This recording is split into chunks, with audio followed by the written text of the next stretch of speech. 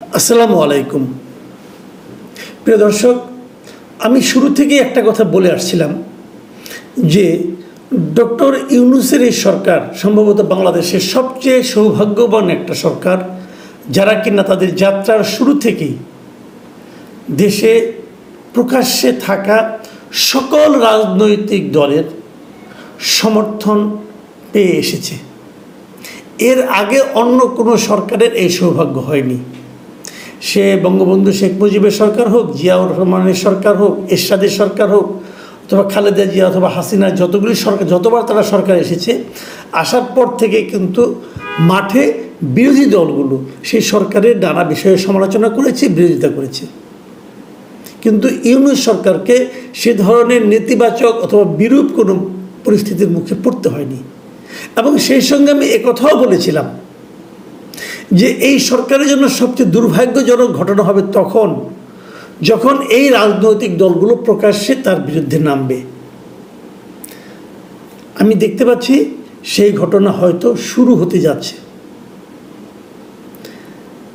এর আগে বিচ্ছিন্নভাবে বিএনপির দু একজন নেতা বলেছিলেন, কিন্তু এবার বিএনপির একদম কেন্দ্রীয় পর্যায়ের একজন নেতা, বিএনপির যে সর্বোচ্চ বডি, যে বিএনপির স্থায়ী কমিটি, সেই স্থায়ী কমিটির সদস্য মিস্টার মির্জা আব্বাস যে ভাষায়, যে ভঙ্গিতে এই সরকারের সমালোচনা করলেন, আমার ধারণা এখান থেকে বিএনপির পলিটিক্যাল স্ট্যান্ড এই সরকারের জন্য উচিত হবে উপলব্ধি করা এবং সেই অনুযায়ী কাজ করা।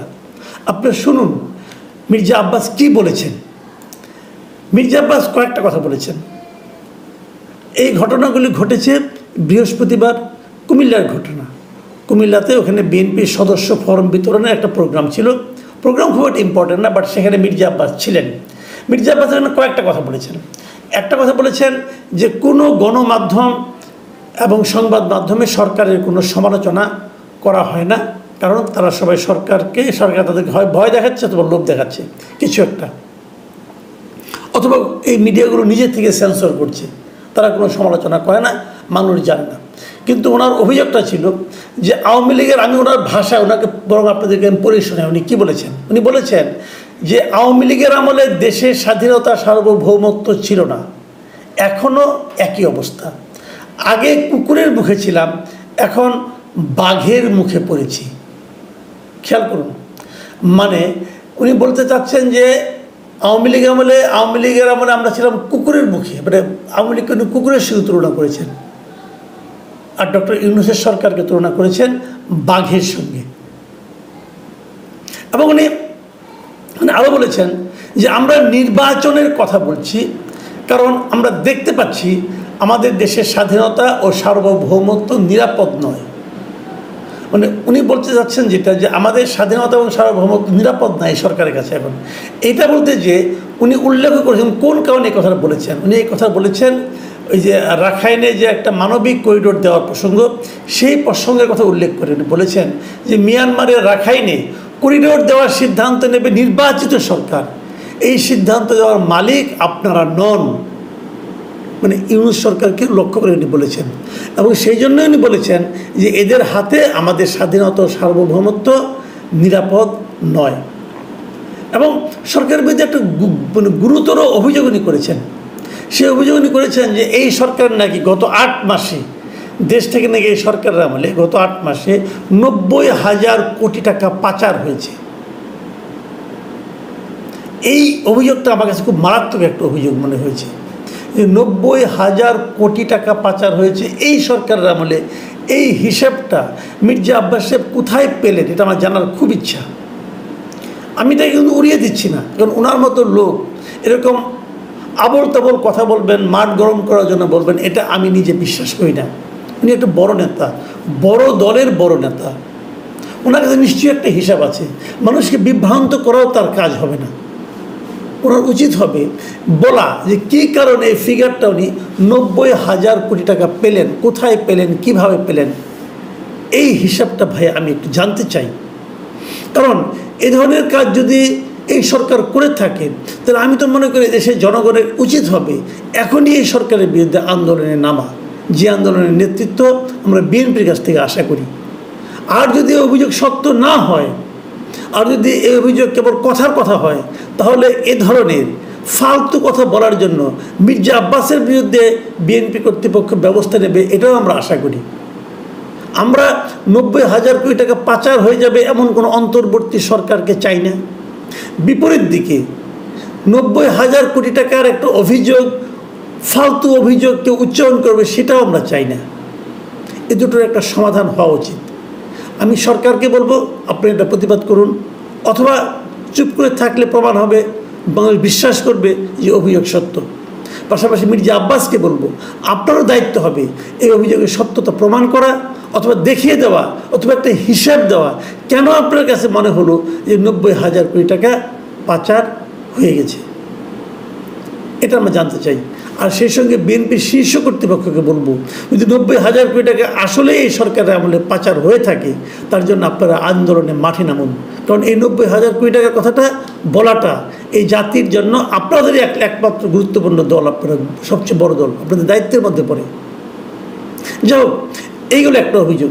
আরেকটা কথা উনি বলেছেন, সে কথাটা নিয়ে আমি আলোচনা করবো। উনি বলেছেন যে বিএনপির বিরুদ্ধে যে চাঁদাবাজির অভিযোগ তোলা হয়েছে সেটাকে উনি বাতিল করে দিয়েছেন। উনি বলেছেন যে এখন তো বিএনপিদের যদি কেউ চাঁদাবাজি করে থাকে, এখন তো বিএনপি ক্ষমতায় নেই, যদি কেউ চাঁদাবাজি করে থাকে তাকে আপনারা ধরেন। এবং এই জায়গাটাই কিন্তু আমি মির্জা আব্বাস সাহেবের সঙ্গে একমত, যে আসলে যদি কেউ বিএনপি চাঁদাবাজি করে থাকে, যদি কেউ চাঁদাবাজি করে থাকে, সে বিএনপির হোক, আওয়ামী লীগের হোক, যে দলেরই হোক, তাকে ধরেন। এবং এই ধরার দায়িত্ব কিন্তু সরকারের। এই সরকার সেটা না ধরে কেবল ঢালাওভাবে বিএনপিকে ডিফেম করার জন্য, বিএনপিকে সাধারণ মানুষের কাছে মানে তার বদনাম করার জন্য যে বলে বিএনপিরা চাঁদাবাজি করছে, এটা ঠিক হবে না। তবে এটা ঠিক, বিএনপির মাঠ পর্যায়ে চাঁদাবাজি হচ্ছে, দখলদারিত্ব হচ্ছে, এটা আমি নিজেও অনেক সাক্ষী। আমি তবে বাংলাদেশের নাগরিক, তাই না? আমি প্রয়োজন এগুলি একদম টু দ্য পয়েন্ট উদাহরণ দিয়ে দেখিয়ে দেবো কোথায় কোথায় বিএনপির লোকজন, ছাত্রদলের লোকজন চাঁদাবাজি করছে এবং দখলদারি করছে, জবরদখল করছে। এরকম অনেক উদাহরণ আমার কাছেও আছে, সেগুলো আমরা দেখিয়ে দেবো। কিন্তু তারপরে আমার কথা, যদি এরকম করে থাকে, সরকারের তো উচিত, সরকারের আইন শৃঙ্খলা বাহিনী তো উচিত, পুলিশের তো উচিত ওই লোকগুলিকে ধরা। পুলিশ কেন ধরে না? তার মানে সরকারকে তাদেরকে ধরতে না করেছে? এমনও হতে পারে কিন্তু সরকার বললো তোমাদের ধরো না, বিএনপির বদনাম টদনাম হোক, এরকমও হতে পারে। সেই বিষয়গুলো কিন্তু দেখতে হবে। সবচেয়ে বড় যে অভিযোগটা মির্জা আব্বাস করেছেন এই সরকারের উপর, সরকার প্রধানের উপর, সেটা বলেই আমি আলোচনা শেষ করব। তিনি বলেছেন কীভাবে, আমি হুবহু আপনাদের পড়ে শোনাই। তিনি বলেছেন, সিন্দাবাদের বুড়ো আমাদের ঘাড়ের উপর চেপে বসেছে, ঘাট থেকে আর নামতে চান না, ওনাকে ঝাঁকি দিয়ে ঘাট থেকে নামাতে হবে। বুঝতে পারছেন সিন্দাবাদের বুড়ো কাকে বলা হচ্ছে? আপনাদের নিশ্চয়ই মনে আছে সিন্দাবাদের বুড়োর সে কাহিনী। আরব বুড়ো যিনি সিন্দাবাদের গল্প নিশ্চয়ই আপনারা পড়েছেন। এই সিন্দাবাদ যাচ্ছিল এক জায়গায়, একটা বুড়ো হাঁটতে পারছিল না, সে বলছিল আমাকে একটু কাঁধে নিয়ে একটু যাও, আমাকে একটু উপকার করো। এবং যখন সে কাঁধে নিয়ে যখন তাকে ওই জায়গায় গিয়ে তাকে নামাই দিতে চায়, সে আর নামবে না। সে কতভাবে চেষ্টা করে, ঘাট থেকে তাকে আর নামাতে পারে না। তো আমাদের দেশের উপর, আমাদের জাতির উপর, আমাদের মানে উপর এরকম কি কোনো বুড়ো প্রথমে অসহায় ভাব নিয়ে এসে বসেছিল এবং সেখান থেকে নামতে চাচ্ছে না? কে সেই বুড়ো? ইঙ্গিতটা কোন দিকে নিশ্চয়ই বুঝতে পারছেন। এটা তো খুবই স্পষ্ট, ইঙ্গিতটা ডক্টর ইউনূসকে লক্ষ্য করে। এবং তারপর বলতে চাচ্ছেন যে উনি ঘাট থেকে নামতে চান না, ওনাকে ঝাঁকি দিয়ে ঘাট থেকে নামাতে হবে। এটাও কিন্তু একটা বড় অভিযোগ। ডক্টর ইউনূস এই বিষয়টাকে এখন কীভাবে মূল্যায়ন করবেন? আমি আগেও বলেছিলাম যে বিএনপির চাওয়াটা সরকারের কাছে কী ছিল? চাওয়াটা ছিল যে একটা নির্বাচন দেওয়া দ্রুততার সঙ্গে, এবং সেই সঙ্গে একটা নির্বাচনের রোড ম্যাপ ঘোষণা করা। এই সরকার কেন তা করছে না? এবং করছে না বলেই কিন্তু এখন এ সমস্ত কথা এই বৃদ্ধ বয়সে ডক্টর ইউনূসকেও শুনতে হচ্ছে। আমি ডক্টর ইউনূসকে অনুরোধ করব যে দ্রুত আপনার করণীয় কাজগুলো করুন। যে প্রক্রিয়া করছেন এটা কোনো ভালো প্রক্রিয়া না। এইভাবে যদি করতে থাকেন আরও অনেক কথাই শুনতে হবে, আর অনেক কথা আপনার জন্য আপনার জন্য সম্মান বয়ে আনবে না। এবং মানুষ কিন্তু মিলিয়ে দেখবে অভিযোগগুলো কিন্তু একদম মিথ্যা না। তখন এই ঝাঁকির কাজটা ওই রাজনৈতিক দলগুলো সহ সাধারণ মানুষও করবে। আমার মনে হয় সেটা আপনার জন্য খুব উপভোগ্য হবে না। প্রিয় দর্শক, এখন এ পর্যন্তই। আল্লাহ হাফিজ।